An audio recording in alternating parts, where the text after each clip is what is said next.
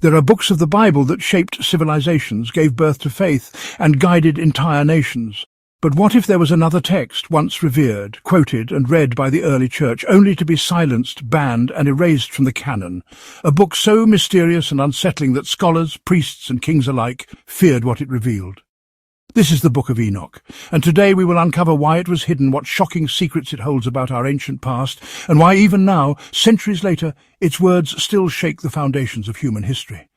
Stay with me, because the story of Enoch is unlike anything you've ever heard. To understand the power of this book, we must begin with the man himself. Enoch was no ordinary figure in Scripture. Mentioned briefly in Genesis, he is described as the seventh generation from Adam, a man who walked with God and was no more, for God took him. This single mysterious phrase has puzzled readers for centuries. Unlike the patriarchs who lived, aged and died, Enoch never tasted death. Instead, he was taken directly into the heavenly realms. Later traditions tell us that he became a messenger, a prophet, and even a celestial scribe. He is said to have recorded the secrets of heaven, the order of the stars, the mysteries of angels, and the destiny of humankind. While only a few lines in Genesis speak of him, his influence echoes across Jewish, Christian, and even Islamic traditions. And yet, his writings, the Book of Enoch, were excluded from the official Bible. The question is, why? The Book of Enoch was once widely known. Early church fathers, like Tertullian and Clement of Alexandria, quoted from it with reverence. In fact, passages in the New Testament book of Jude directly mirror words found in Enoch, suggesting the apostles themselves considered it sacred. But as Christianity formalized its canon in the centuries after Christ, Enoch disappeared. Scholars believe this was not an accident. Its descriptions of fallen angels, forbidden knowledge, and ancient giants known as the Nephilim were considered too controversial, too dangerous, and too strange. It threatened the neat boundaries of doctrine. Worse still, its apocalyptic prophecies hinted at truths the institutional church preferred to keep buried. By the 4th century AD, Enoch had been branded apocryphal. It survived only in Ethiopia, where the Orthodox Church preserved it as scripture. For the rest of the world, it was silenced, until fragments resurfaced in the Dead Sea Scrolls in the 20th century, shaking the world of biblical scholarship. One of the most shocking parts of Enoch's writings is the tale of the Watchers. According to the book, these were angels assigned to watch over mankind, but instead of guiding humanity, they fell into temptation. They took wives among human women, revealing to them secrets of heaven, knowledge of metalwork, weaponry, cosmetics, enchantments, and astrology. From these unions were born the Nephilim, gigantic beings of great strength and violence who devoured the earth and its resources. This story directly parallels Genesis 6, which briefly mentions sons of God taking daughters of men and producing giants. But while Genesis is vague, Enoch paints the full picture. It describes how this rebellion of angels corrupted the earth, bringing bloodshed, sorcery, and chaos. It was for this reason, Enoch says, that God sent the flood to cleanse the world not just of human sin, but of these unnatural offspring and their forbidden knowledge. It is no wonder that religious leaders found this dangerous. If true, it meant that humanity's earliest history was entangled with beings beyond Earth, introducing technology and knowledge we were never meant to possess.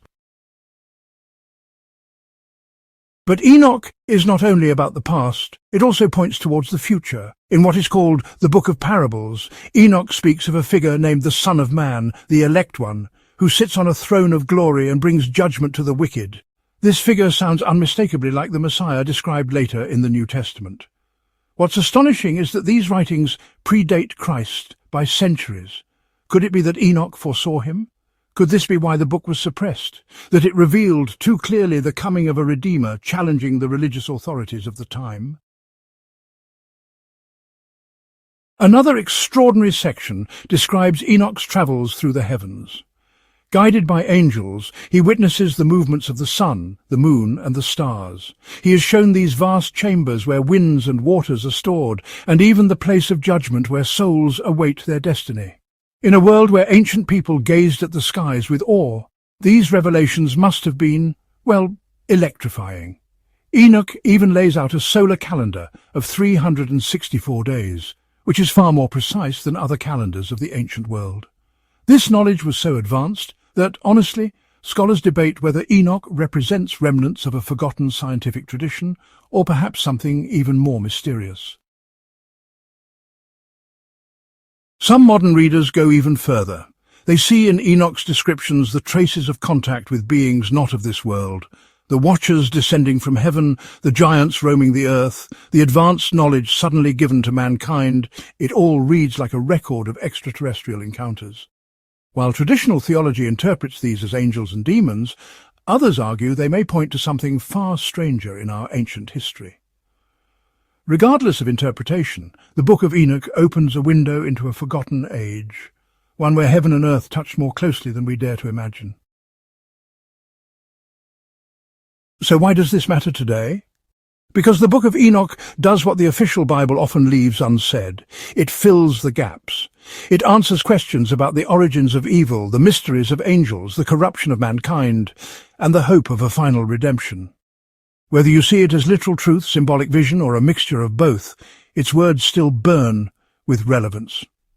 It reminds us that history is not always as neat as we are taught, that behind the surface of tradition lie hidden truths, suppressed knowledge, and voices that were silenced. The fact that Enoch survived at all, hidden in the caves of Qumran, preserved in Ethiopia, is itself a miracle. It suggests that some knowledge is just too powerful to remain buried forever. The Book of Enoch is more than a banned manuscript. It is a testimony, a warning, and perhaps even a prophecy. It reveals a world where divine beings walked among men, where secrets of heaven changed the course of history, and where one man, Enoch, was chosen to witness and record it all. For some it is heresy. For others it is the missing link between heaven and earth.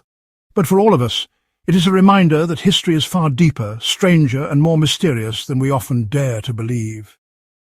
If this journey into forbidden scripture has opened your eyes, then, well, share this video with others who hunger for truth. And don't forget to subscribe to In the Beginning for more explorations into the hidden corners of history and the sacred texts that shaped our world. Together we will keep seeking, questioning, and uncovering the secrets that were never meant to be lost.